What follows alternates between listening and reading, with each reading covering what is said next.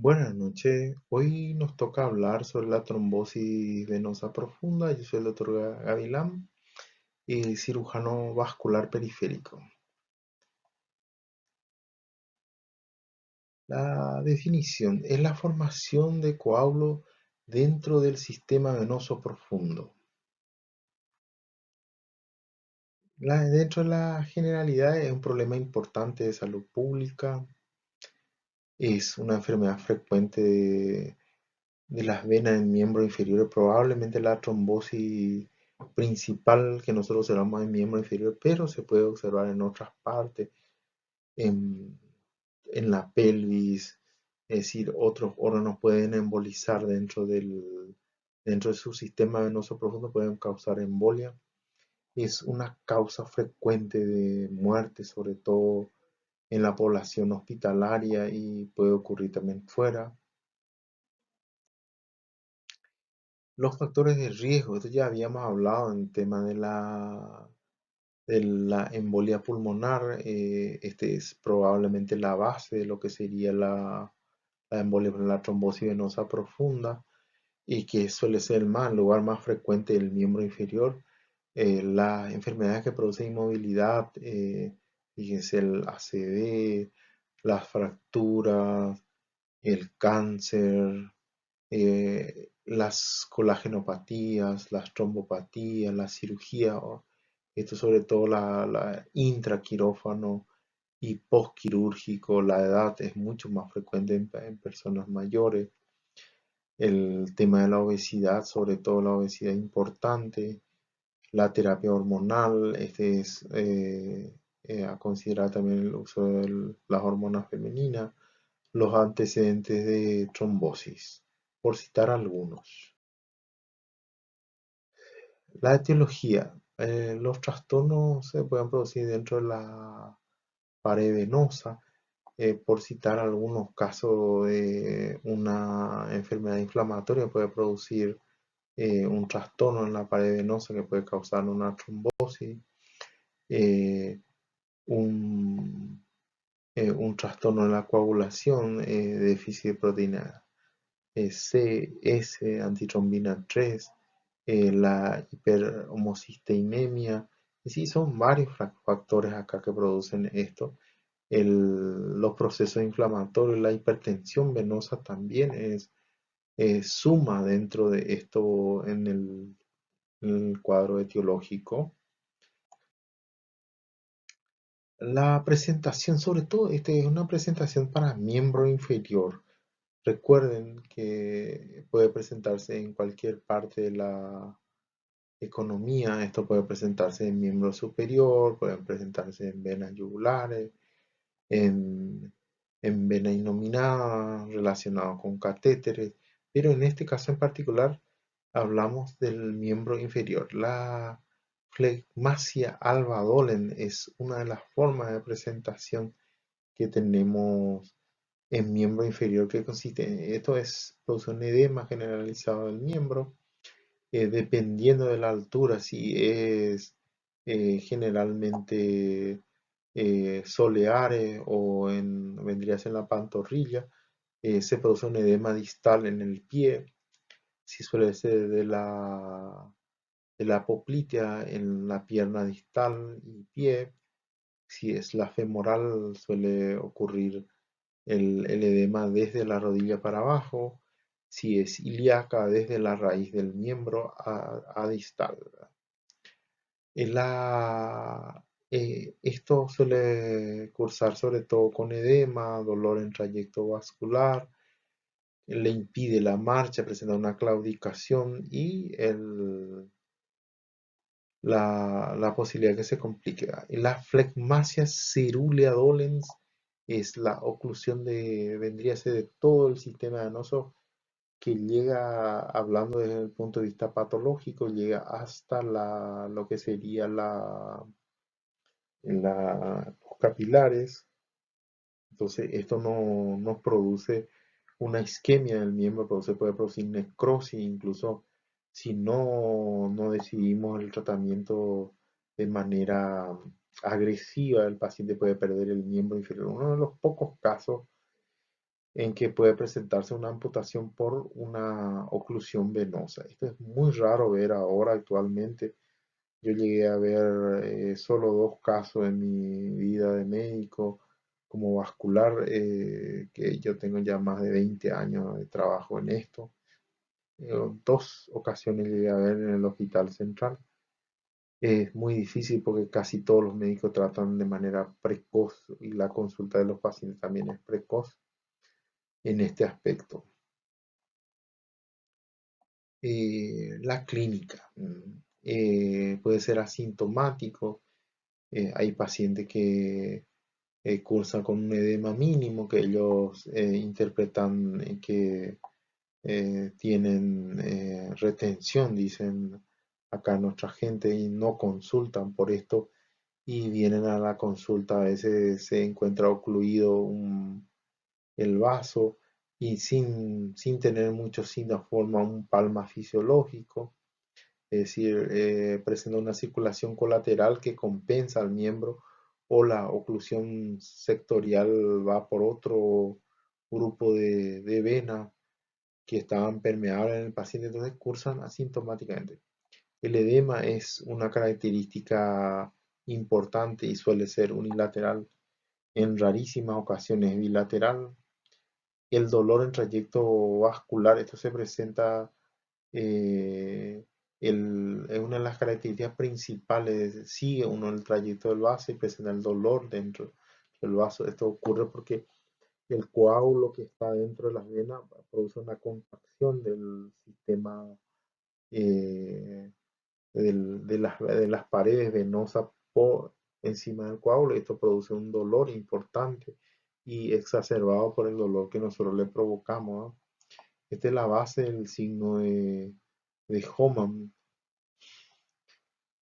La impotencia para deambular y el tema cuando llegamos a la cérula en la isquemia venosa, que produce una necrosis del tejido generante que es de distal a proximal, y esto suele producir una necrosis importante e incluso va a la amputación los pacientes por este motivo, ¿eh?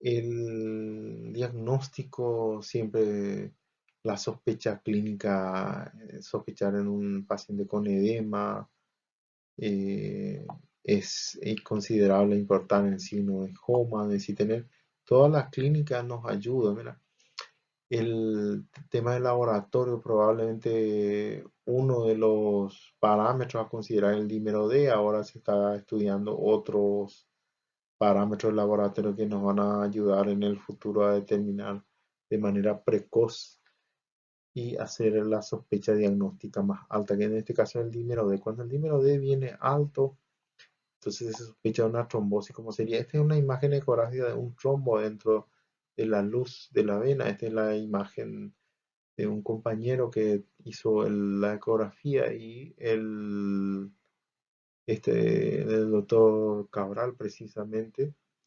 Este es la vena normal, esto es el aspecto normal. Ven un material acá que es más hiperecoico, esto es hipoecoico. Si esto tuviese el mismo aspecto que esto, y solamente en el Doppler color se viera que acá hay circulación, esta es la safena, este es el sistema venoso profundo, acá está cerrado lo que sería la femoral común, y acá está el coágulo. Esto no se distinguiría, a no sé que se coloque el Doppler color, ¿verdad? Que solamente distinguiríamos con el Doppler color, no en el modo B. En el modo B no se habría diferencia si fuese nuevo. Este es un coágulo relativamente antiguo, más de 15 días. Esto tendría entre 10 y 15 días en adelante. La angiografía, la angiotac, también nos apoya mucho. La angioresonancia nos permite también hacer el diagnóstico. Acá un método que no solemos colocar acá, que no estamos haciendo más, es la flebografía también, era el gol estándar para establecer antes el diagnóstico. Ahora actualmente es la ecografía, ocupa este lugar, que es un método no invasivo y que nos da ya un diagnóstico y nos permite hacer un tratamiento adecuado, ¿eh? El tratamiento que solemos indicar es la anticoagulación con heparina, iniciar 5.000 unidades. Heparina, esta es la que solemos usar, la regular, la sódica, y luego pasar a heparina a dosis anticoagulante, esto sería 1 miligramo kilo peso. El reposo más miembro elevado también ayuda. Si reúne indicación de protocolo fibrinolítico, esto se hace en sala de hemodinamia. Actualmente esto está cambiando el tratamiento actual, ahora la tendencia actual y como estamos viendo que queda muchos pacientes con síndrome post-trombótico y que causa una discapacidad para el trabajo, reposo importante, es una de las causas de úlceras. Recuerden, el tratamiento anticoagulante no siempre tiene el éxito que se desea. Recuerden que el, un porcentaje próximo al 50% nomás es el que responde al tratamiento anticoagulante con heparina y anticoagulantes en general. A los 3 meses, y a los 3 meses no se resuelve todo. Ya el tratamiento, en cambio, con el fibrinolítico tenemos posibilidad de recuperación más completa del paciente, sobre todo si caemos dentro de las 2 semanas. Idealmente el tratamiento de fibrinolitis tendría que hacerse lo más precoz posible, ¿verdad? Y seguir con el tratamiento anticoagulante por un tiempo mucho más corto, evidentemente, hasta que localicemos la causa que precipitó esta trombosis, ¿verdad? Eh, Actualmente estamos preconizando el manejo ambulatorio si no tiene factores de riesgo. Es mejor el tratamiento ambulatorio y sobre todo si son las trombosis poplitea o trombosis de gemelares, solemos hacer este tratamiento. Sobre todo las gemelares probablemente quedaría el tratamiento ambulatorio. Los ilíacos femorales no serían indicativos de mejor internar a estos pacientes. Tienen un riesgo de embolia pulmonar bastante alto y probablemente si en un paciente relativamente crítico, lo más probable es que el paciente eh, se complique demasiado, sea inaceptable el riesgo que sea derivado a estos pacientes. Pero actualmente, como le estaba diciendo, el tratamiento fibrinolítico es lo que se está preconizando ahora. Lamentablemente nosotros no tenemos todas las herramientas para hacer esto en nuestro país todavía porque necesitamos de un dispositivo para tratar eso.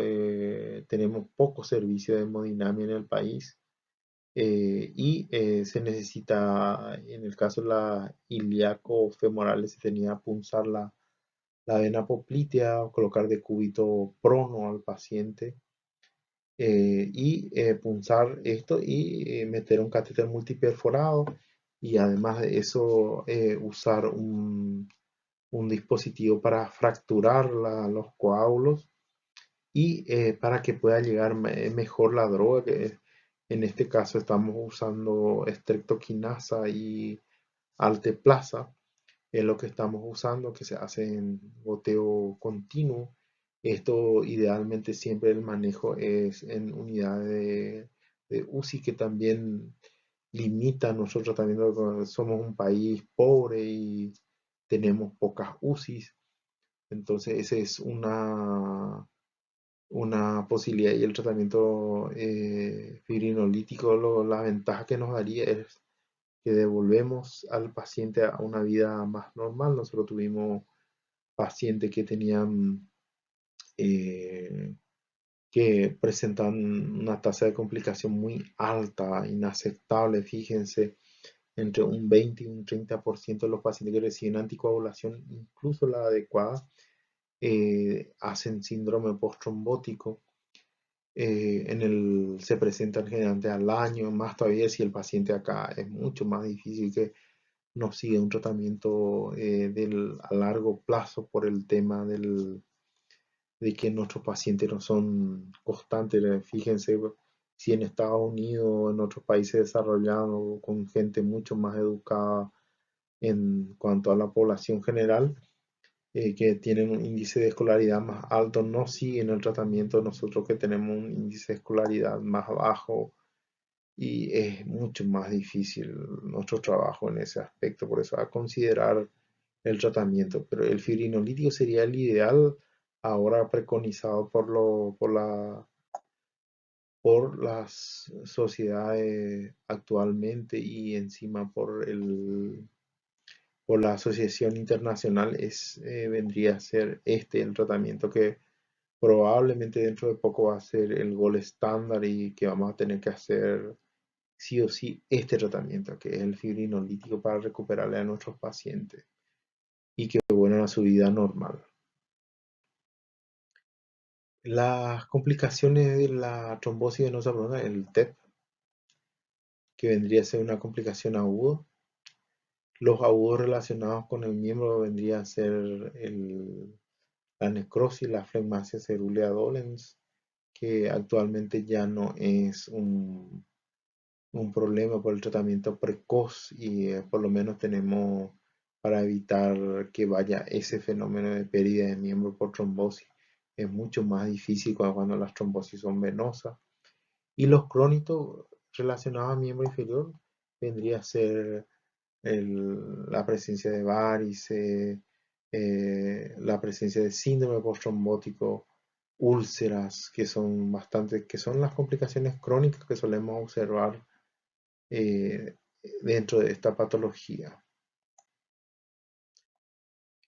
La prevención.